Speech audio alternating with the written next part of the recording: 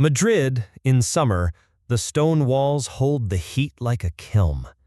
In the long corridors of the palace, the scent of lavender and rosewater drifts with the soft glide of shoes over marble floors.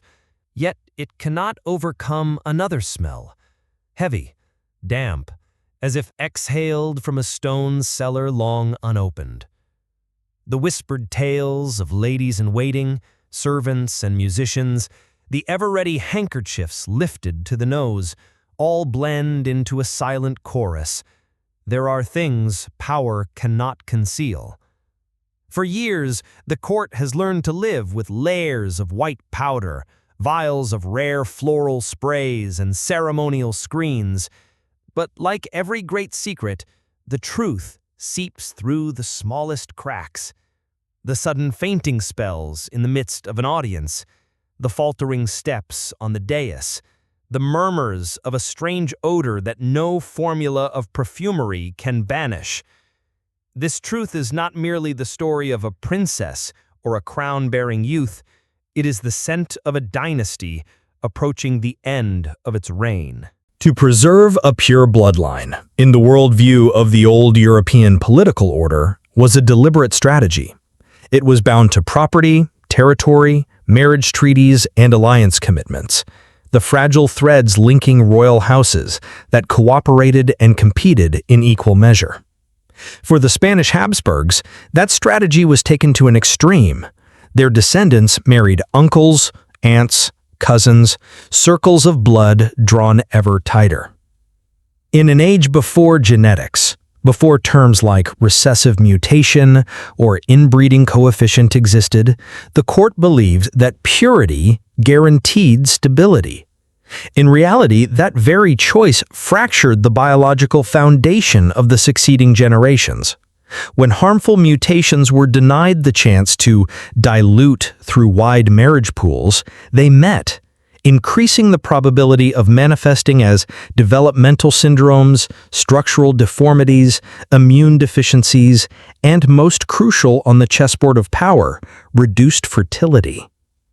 The consequences did not appear overnight, but like water slowly receding from a foundation.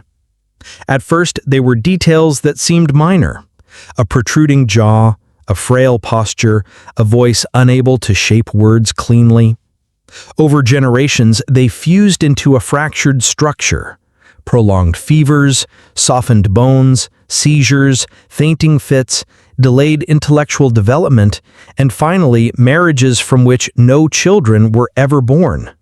A dynasty cannot endure if its cradle remains forever empty. What history often forgets, every strategic decision is born on the back of a specific human being.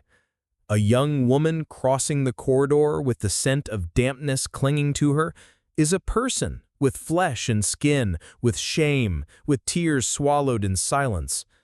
A boy born to wear the crown, yet unable to master even a short passage of text, his tongue too large for his mouth, his jaw like a pillar blocking the path of speech. He too is a person.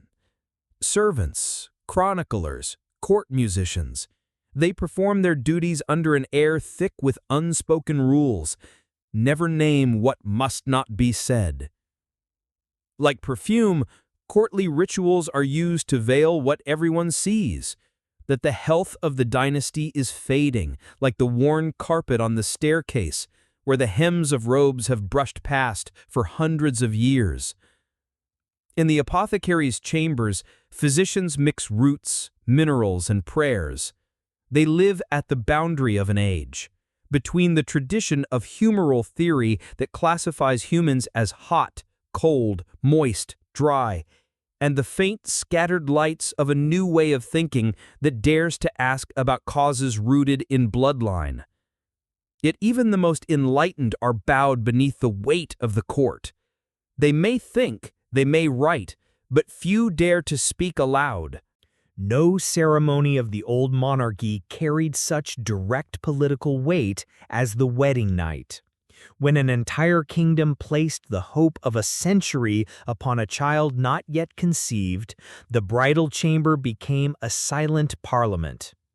In the days before the wedding, the court polished everything that could be polished.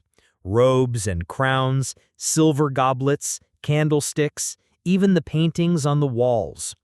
Yet amid the warm scent of beeswax and jasmine, a troubling image stood out. A young man as slender as a reed, needing support to stand, speaking slowly, his jaw never fully closing, his gaze unable to hold focus.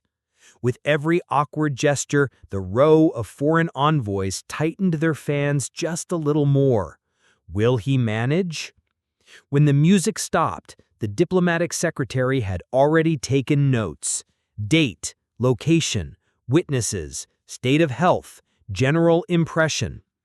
Those letters would cross the mountains to Paris or Vienna, where statesmen, over cups of hot chocolate, would calculate. If the marriage yields no child, which path to a declaration of succession?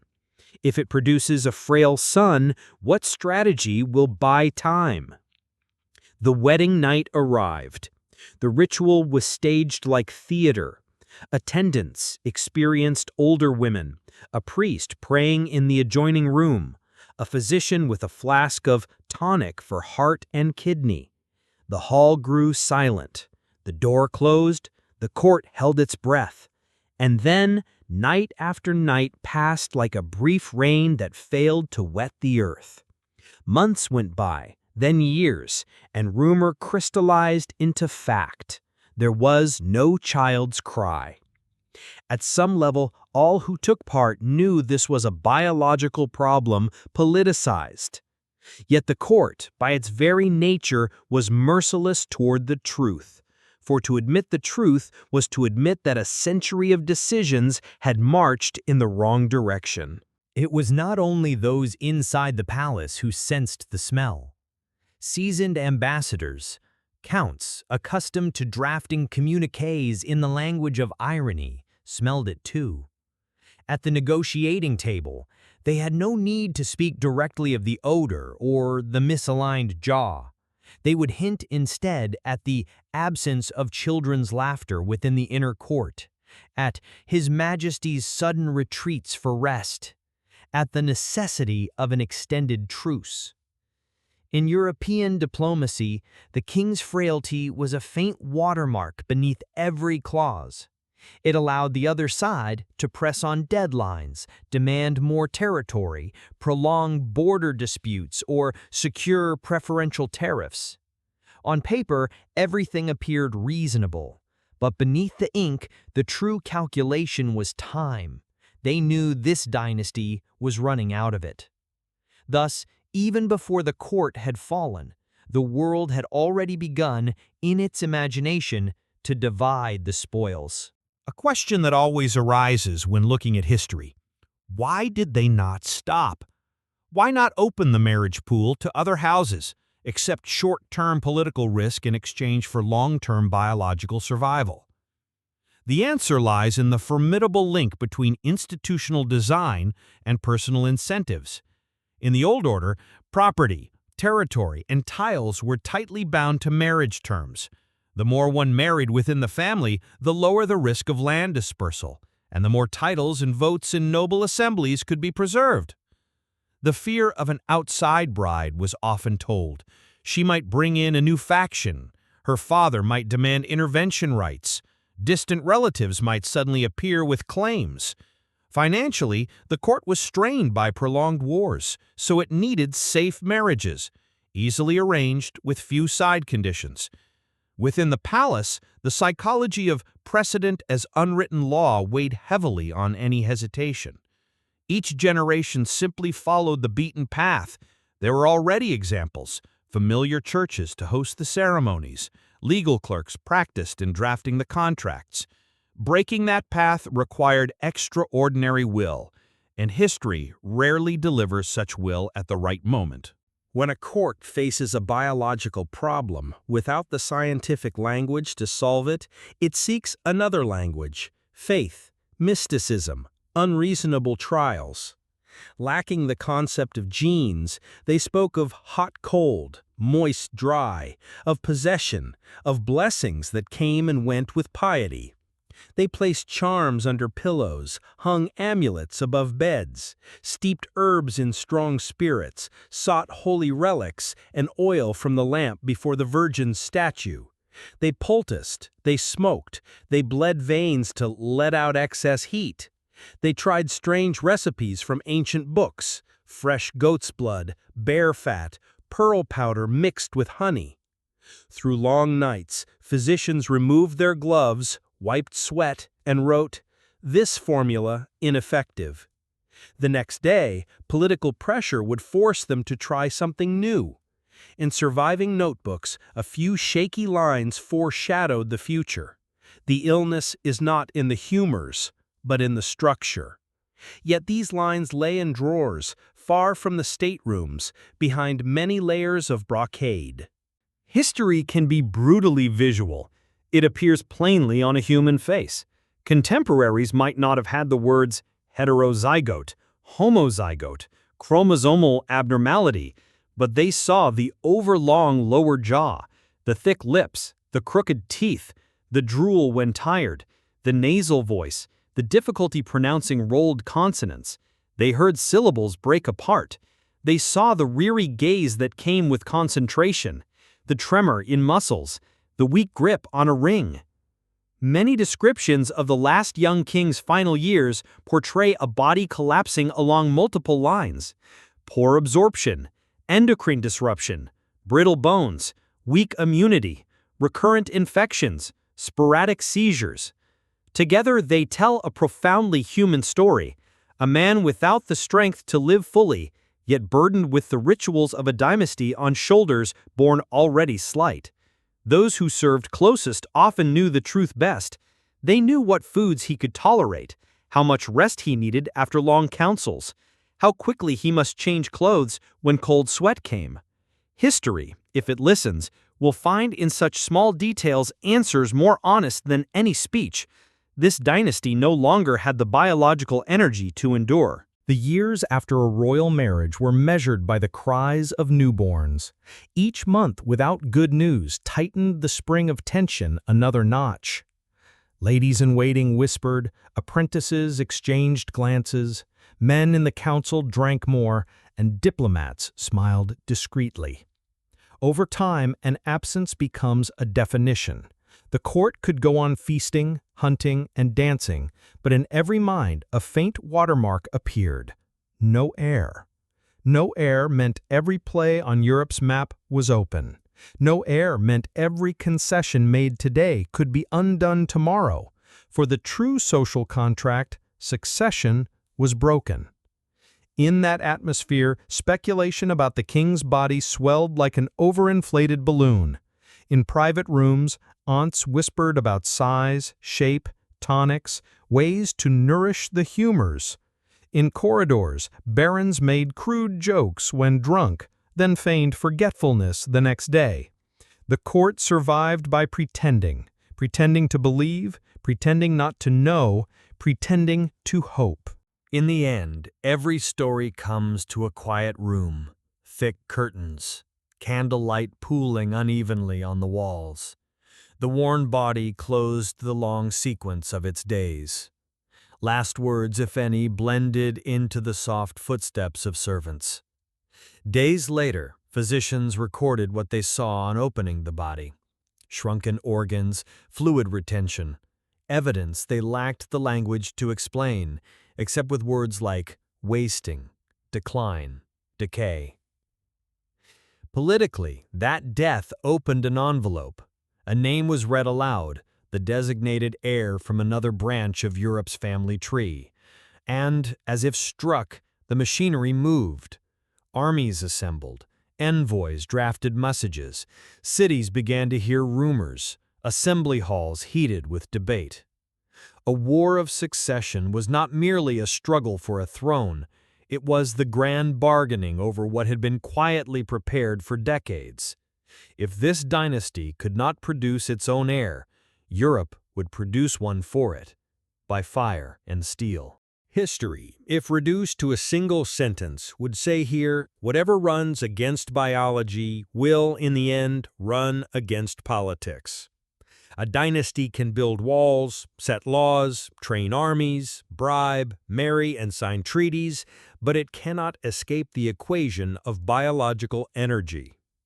You cannot defy probability when inbreeding generation after generation. You cannot expect a frail body to produce a strong one. Wisdom should have lain in seeing the long-term risk before it manifested in fainting fits during audiences. But the court had locked itself inside mutual flattery, fear of dispersing property, and traditions turned to habit. They did not change, until change was forced upon them by the absence of anyone left to succeed. That lesson is not old. Any organization, whether a family, a company, or a nation, that closes its ecosystem too long, refusing exogamy with new ideas, new people, new partners, will create its own inbreeding coefficient, a poverty of ideas, a weak resistance, a succession crisis. To see the whole, lay a three-tier grid over the story. Tier 1, the individual body. Signs on the flesh, the smell, the jaw, the voice, the fever, are biomedical variables. This is where truth appears most directly. Here, the tragedy has a moral shade. The young did not choose where they were born, yet bore the weight of decisions. Tier 2, the court machine. This is where truths from Tier 1 should have been translated into policy, but for short-term motives, holding land, holding seats, saving face, the machine did not. It chose to cover rituals, perfumes, documents. It ran on pretense, pushing all problems forward in time. Tier 3, the European chessboard. When Tier 2 could no longer pump biological energy from Tier 1, Tier 3 reacted immediately. Other powers moved in, reshaping the balance through the cold language of diplomacy and war. The tiers connect like gears. When too many teeth break on one gear, the system shifts to a different engine. Throughout the palace, there were countless mirrors. Large mirrors in the State Hall, small ones in the Queen's dressing room, pocket mirrors of noble ladies. Each was a witness as honest as it was cruel. Before it, powder was laid thicker, earrings shone brighter, collars rose higher, yet the jawline still appeared like a signature that could not be erased. The mirror could not speak, but it asked the question no one wished to answer: what lies beneath the adornment? In a politics built on symbols, the mirror was a traitor, for it could not lie. And so came a day when no one wished to look too closely. Avoiding the mirror was the sign that this dynasty no longer had the confidence to correct itself. Court stories are often marked by bells. Church bells for weddings, funeral bells for bad news, night watch bells for fire. The bell is the most laconic, yet most meaningful sound. When it rang for a wedding, the people hoped. When it tolled for death, they sighed. When it pealed long after a death, the whole city knew a chapter had closed.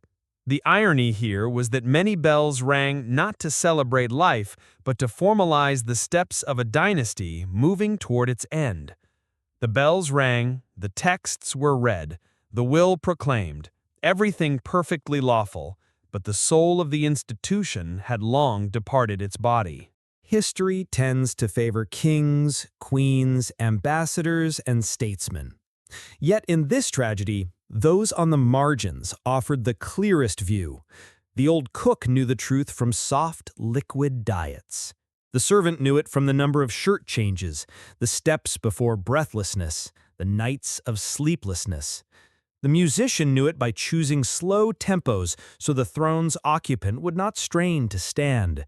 The physician knew it from vital signs, from the shallow, racing pulse after a seemingly light ritual. They shared knowledge in whispers, the very register upon which the court ran. For while diplomatic letters were beautiful, the real workings depended on these people. The truth leaked from them and stayed in whispers, until there was nothing left to whisper. A declining dynasty can be told through a smell. Smell is the oldest language of memory. It intrudes unbidden, without needing reason. In this story, a musty odor, like that of an unopened wine cellar, became a motif. Why is smell so effective in storytelling? Because it bypasses the mind's defenses. You can dispute numbers, debate a treaty, dismiss a rumor. But when you enter a room and instinctively want to cover your nose, no one has the patience to argue. In historical storytelling, a smell motif lets the audience feel what they cannot grasp through figures. It turns the concept of genetic decline into an immediate experience. I understand, something in the body is wrong. Draw a straight line between 2 points, the wedding night and the battlefield, and you will see it pass through everything a dynasty has. Banquet halls, state chambers, councils, churches, barracks. In the final years, when there was no hope of a cradle, every decision bore the taste of a last gamble.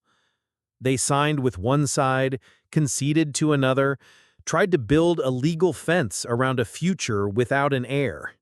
But every legal fence can be broken by an army. So when the name of a foreign heir was spoken, the troops were already in place. That line, from marriage bed to field of swords, was so perfect it chilled. Politics, at its most basic, is only the story of whether life is or is not born. Set symbols aside and see succession as an energy equation. Every living system needs energy to maintain internal order and resist chaos. A dynasty is no different. It needs successors healthy enough, intelligent enough, fertile enough to recreate itself. Over many generations, when the system burns too much energy preserving names, pure blood, titles, territory, and not enough on biological foundations, it falls into energy debt. Eventually, repayment becomes impossible. No matter how splendid the rituals, they are seasoning, not calories. And history cannot live on seasoning. Some may ask, was this tragedy inevitable? There might have been turnings, a marriage beyond the family, a law adjusting succession rights more flexibly, a monarch strong enough to bear short-term opinion. History is not kind to hypotheticals, but it gives us a practical lesson. Institutions should not place their entire future on a single, fragile variable. Succession from a too-weak individual, a chain of consanguineous marriages to keep land. A system with a mechanism to dilute risk through openness, diversity, flexible succession will endure longer. Let us leave the palace for a moment. In today's world, inbreeding may not be of blood, but of ideas. An organization that hires only those like itself, rewards those who think alike, and reads only reports it wants to hear, that is inbreeding of thought. It gives short-term safety, reduces internal conflict, but accumulates long-term risk, poor ideas, slow reflexes, low resilience.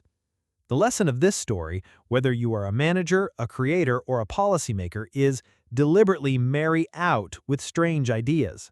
Invite dissenters, hire those from opposite viewpoints. Experiment small, but often. This is the biological principle applied to governance. Maintain diversity to improve survival.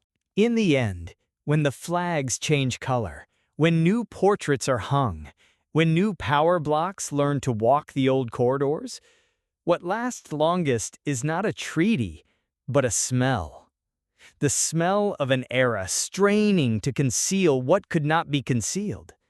The smell of fear at sharing power with outsiders. The smell of an empire that chose to go against nature and was patiently drawn back into place by it. If one day you pass through an old palace, you will see visitors photographing chandeliers, reading plaques of kings and queens, marveling at regalia. They rarely think of the smell. But history, if it had a shape, would be a faint trace of scent somewhere in the air, just enough to remind all power must answer to the questions of biology.